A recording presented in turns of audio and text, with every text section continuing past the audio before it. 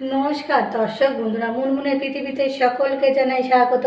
আজকে একটা পনির রেসিপি নিয়ে হাজির হয়ে গেলাম আপনাদের সামনে। আশা করি রেসিপিটা কিন্তু ভালোই লাগবে। আজকের রেসিপি পনির আলু কারি করব। এই পনির আলু কারিতে কিন্তু রুটি, পরোটা, ভাত প্রত্যেক কিছুই কিন্তু খেতে ভালো লাগে।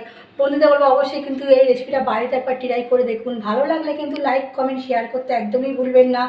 ভিডিও নিচে দেখুন একটা লাল বোতাম আছে, সেটা ক্লিক করে রাখুন সবার প্রথমে নতুন ভিডিওর আপডেট পাওয়ার জন্য। বন্ধুদের বলছি আমার পাশে থাকুন, সাপোর্ট করুন। চলুন তাহলে রেসিপিটা শুরু করা যাক। পনির আলু কারি করার জন্য পনির নিয়েছি 300 গ্রাম। চৌকো শেপে কেটে নিয়েছি পনিরগুলো। বড় সাইজের একটা আলু কেটে নিয়েছি ডুমো ডুমো করে কেটে। একটা টমেটো নিয়েছি লম্বা করে কেটে নিয়েছি। দুটো কাঁচা লঙ্কা নিয়েছি, মাঝখান থেকে চিড়ে নিয়েছি। প্রথমে একটা মশলার পেস্ট তৈরি করে নেব। একটা বাটি নিয়েছি, বাটির মধ্যে কিছু মশলা অ্যাড করব। জিরের গুঁড়ো 1 চামচ, কাশ্মীরি লঙ্কার গুঁড়ো 1/2 চামচ, শুকনো লঙ্কার গুঁড়ো বড় চামচের 3/1 ভাগ, ঝালটা আপনারা বুঝে দেবেন। আদা বেটে নিয়েছি 1/2 চামচ। এবার অল্প জল দিয়ে গুলে নেব মশলাটা।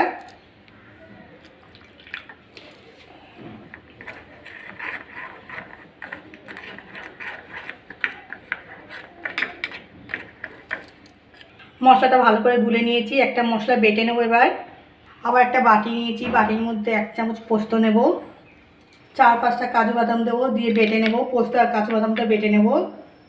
পোস্ত কাজু বাদামটা বেটে নিয়েছি। এবার মূল রান্নায় চলে যাব। গ্যাসে একটা কড়া বসিয়ে দিয়েছি, কড়াতে সর্ষের তেল দিয়ে দেবো। তেলটা গরম হয়ে গেছে, তেলের মধ্যে অ্যাড করবো লবণ আর হলুদ। সামান্য লবণ, সামান্য হলুদ, ভালো করে মিশিয়ে নেব তেলের মধ্যে লবণ হলুদটা। এবার পনিরগুলো ভাজা করে নেব।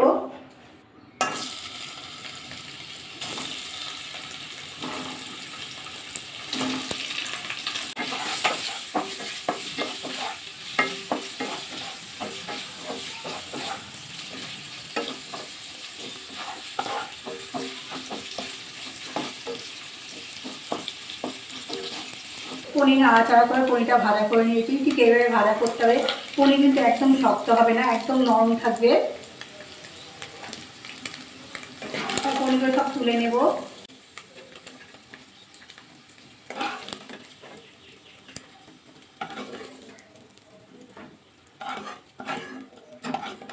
এই তেলের মধ্যে আলুগুলো ভাজা করে নেব।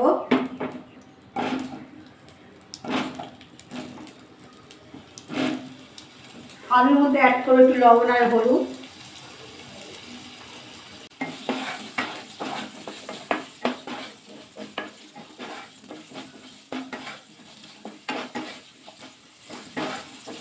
লবণ হলুদটা আলুর মধ্যে ভালো করে মিশিয়ে নিলাম। এবার ঢাকা দিয়ে দেবো।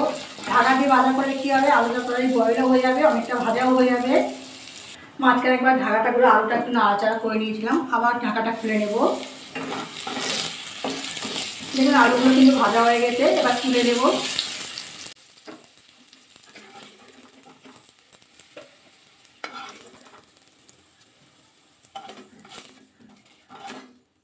আর একটু তেল দিয়ে দেবো। সামান্য কোটা চিড়ে ফোড়নে দেবো। আর একটু নাড়াচাড়া করে নেবো জিরেটা। জিরেটা কিন্তু হালকা ভাজা হয়ে গেছে। গুঁড়ো মশলা যে পেস্টটা তৈরি করে রেখেছিলাম সেটা দিয়ে দেবো। টমেটো কাঁচা লঙ্কাটা দিয়ে দেবো। এবার আন্দাজে লবণ, পরিমাণ হলুদ দিয়ে এবার ভালো করে মশলাটা কষিয়ে নেব।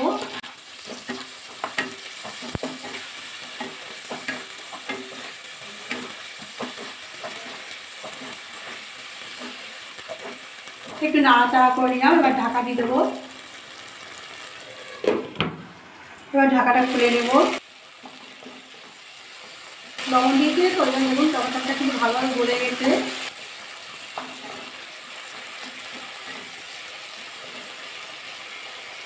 পোস্ত কাজু বাদাম মিশিয়ে রেখেছিলাম সেটাও এবার দিয়ে দেবো। মশলা বাটা একটু অল্প জল দিয়ে দেবো।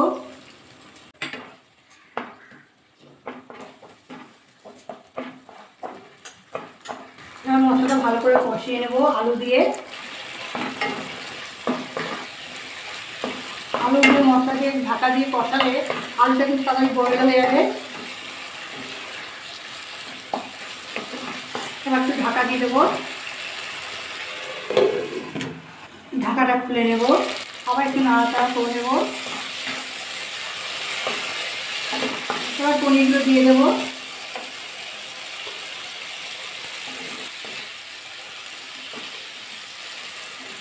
ভালো করে একটু মিশিয়ে নিলাম।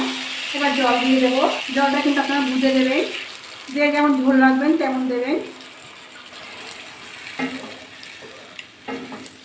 আমি পনির আর কারি করছি বলে আমি বেশি জল দেবো না।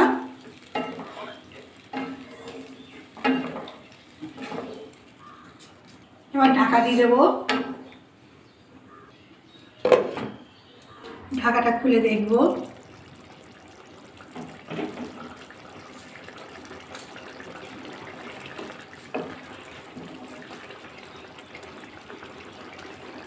ওটা অনেকটা বয়ল হয়ে গেছে। এতে একটু অ্যাড করবো চিনি, নিরামিষ তো একটু চিনি না দিলে ভালো লাগবে না, পানসা পানসা লাগবে। আপনারা পছন্দ করলে দেবেন, না দেবেন না, কিন্তু সামান্য চিনি দিয়ে দিলাম। হাফ চামচ ঘি, সামান্য গরম মশলা, সাই গরম মশলা দিয়ে একটু নাড়াচাড়া করে নেব। পনির আলু কারি আমার রেডি একদম। এবার গ্যাসটা অফ করে দেবো, ঢাকা দিয়ে 2 মিনিট রেখে দেবো, তারপর আপনাদের নামিয়ে দেখাচ্ছি। একটা বাটিয়ে নামিয়ে আপনাদের দেখাচ্ছি। পনির আলু কারি কিন্তু ভাতের সাথে, রুটির সাথে, পরোটার সাথে খুব ভালো লাগে খেতে। কিন্তু বন্ধুদের বলবো অবশ্যই কিন্তু এইভাবে একবার রেসিপিটা বাড়িতে করুন, করে আমাকে কিন্তু কমেন্ট করে জানাতে একদম ভুলবেন না কেমন লাগলো খেতে। আশা করি কিন্তু খুব ভালো লাগবে। ভালো লাগে একটা লাইক কমেন্ট শেয়ার করতে একদমই ভুলবেন না। আপনারা আমার পাশে থাকবেন, আমাকে সাপোর্ট করবেন। আজকের রেসিপি এই অবধি, কালকে আবার একটা নতুন রেসিপি নিয়ে হাজির হয়ে যাবো আপনাদের সামনে।